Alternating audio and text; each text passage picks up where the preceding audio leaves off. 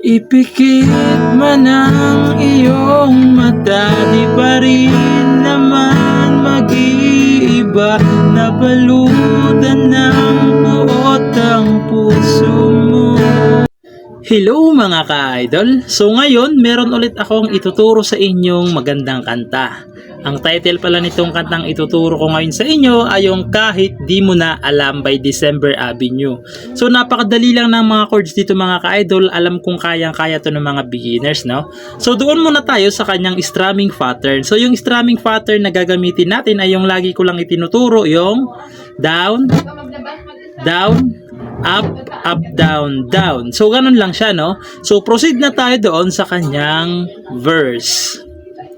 So yung verse nito mga ka-idol, yung verse, intro, tsaka chorus, same lang sila ng chords, okay? Same lang. So yung verse niya rito is A sus 2, A sustain 2, ayan, ito lang siya.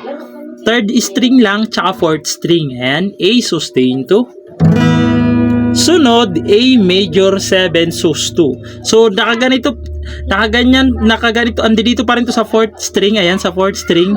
Bali, dito naman sa first fret, dito naman yung sa third string. Ayan. Yan, ganyan yung tsura niya. Ayan. Yan. Bali, ito nasa third string na. Ito nasa fourth string pa rin. Ayan. A major 7 sus 2. Okay? Yan. Sunod, D major 7 sus 2. O, ito siya. Ayan. Bali, ito siya para kayong naka A sus 2, pero binaba nyo lang ng isang string. Ayan. Bali, ito sa third string na. Ito, second string na. Okay, yan. D major 7 sus 2. Sunod, D6 sus 2. Yung D6 sus 2, ito lang siya. Yan lang. Bali, ito lang ipitin nyo. Isang piraso lang. Third string lang sa second fret. Ayan, yan lang siya.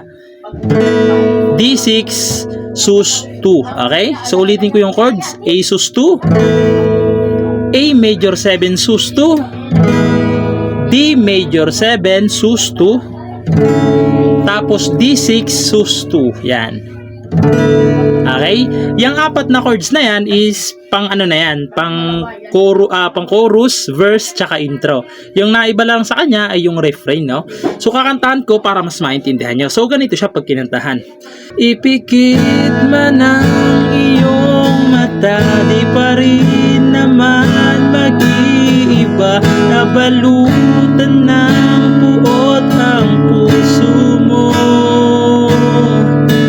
Tila malimit kang ngiti ngayon, di ka rin naman ganyan. Oo, naubusan ng tibok ang puso mo.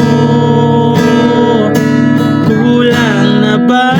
Doon na yun sa free chorus, okay? So puntahan na natin yung kanyang free chorus.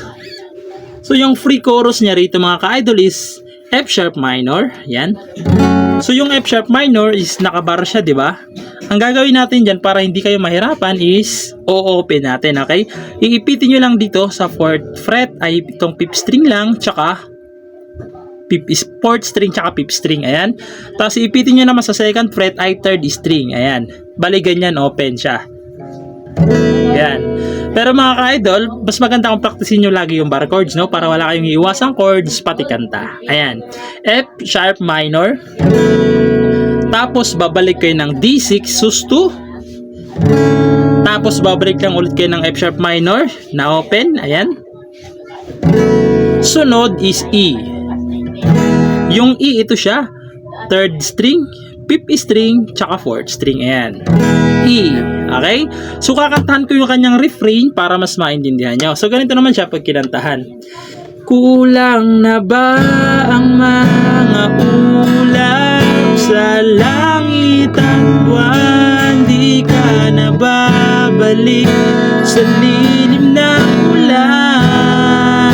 Tapos, chorus na. So, yung sinabi ko kanina, same lang yung verse, pati intro, pati chorus. So, kakantahan ko na lang kasi parehas lang naman sila ng chords. Sa bawat saglit, handang masaktan, kahit di mo alam. Subukang muli at pagbigyan ang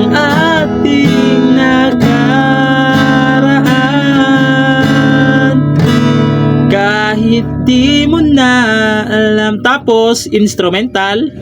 Same lang to ng ano, verse, pati chorus.